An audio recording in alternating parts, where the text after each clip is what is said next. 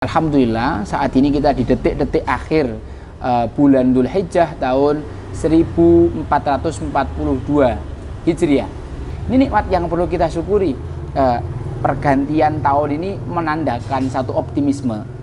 Teman-teman yang dirahmati Allah, sejak Februari 2020 kita digempur dengan isu pandemi yang sedemikian rupa, tentu mengkhawatirkan, menakutkan, apalagi orang-orang yang termakan isu media sampai sedemikian rupa. Sekarang it's time to move, it's time to change, it's time to change. Kita anak-anak muda adalah agen-agen perubahan yang harus menyadari betul bahwa pandemi ini adalah ujian, yang mana namanya ujian di dalam Islam itu adalah bentuk cinta Allah kepada hamba.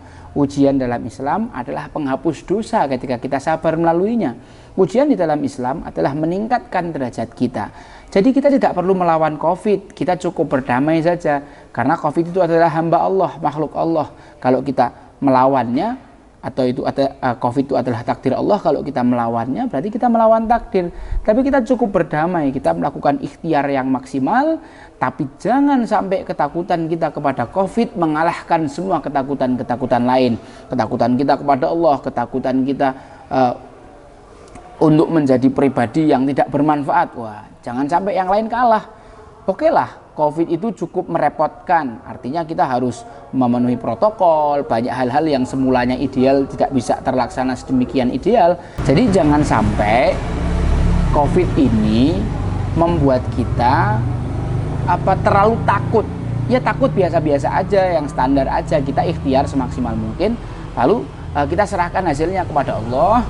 Nah, COVID atau ujian ini Allah ingin mengecek siapa hambanya yang jujur, siapa hambanya yang dusta. Siapa yang menyembah Allah itu di pinggiran.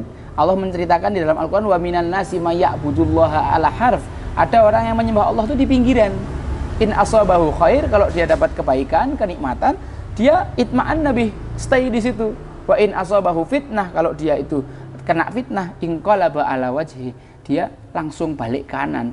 Ketika dulu sebelum COVID, anak-anak remaja seperti kita, lembaga dakwah, semangat dakwah. Begitu COVID udah nggak ada lagi yang dakwah, semuanya shutdown. Wah, ini kan bahaya. Jangan-jangan kita lebih takut COVID daripada takut sama Allah. Padahal kita punya kewajiban untuk terus menyampaikan risalah dakwah ini.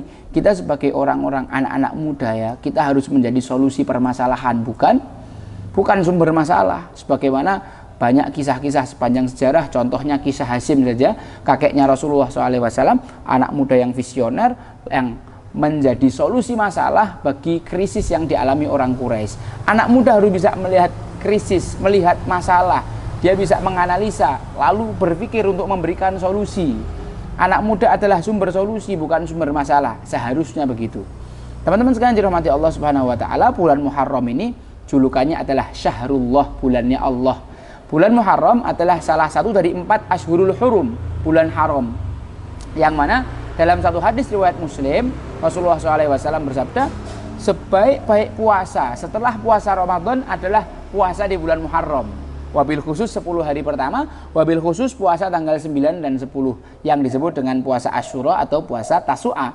Yang mana kalau orang puasa Asyura akan diampuni oleh Allah dosanya setahun yang lalu.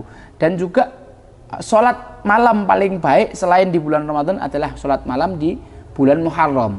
Selain itu ayo ikhwah, amal yang utama kita laksanakan di bulan ini adalah berusaha memudahkan urusan nafkah keluarga.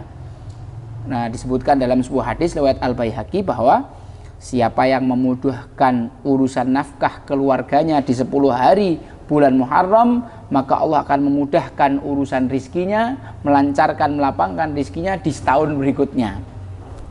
Teman-teman yang dirahmati Allah, bulan Muharram adalah bulan optimisme. Tanggal 10 Muharram atau hari Asyura adalah hari di mana Allah Subhanahu wa taala memberikan pertolongan. Contohnya, Nabi Adam diampuni dosa di bulan Muharram, 10 Muharram hari Asyura.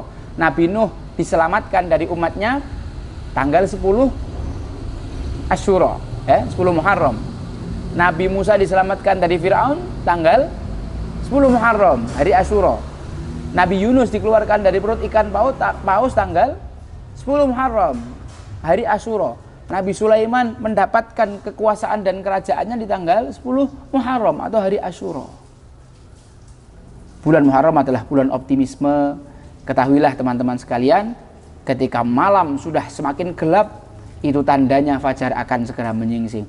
Ketika masalah dan apapun sudah membuat mata kita gelap, pekat, ketahuilah sebentar lagi fajar, solusi akan segera menyingsing. Antum ambil bagian, anak muda berpartisipasi, mengambil peran, bukan cuma baperan tapi berperan untuk memberikan solusi dari berbagai macam permasalahan umat. Sekian dari saya, apabila banyak kurang saya minta maaf. Assalamualaikum warahmatullahi wabarakatuh.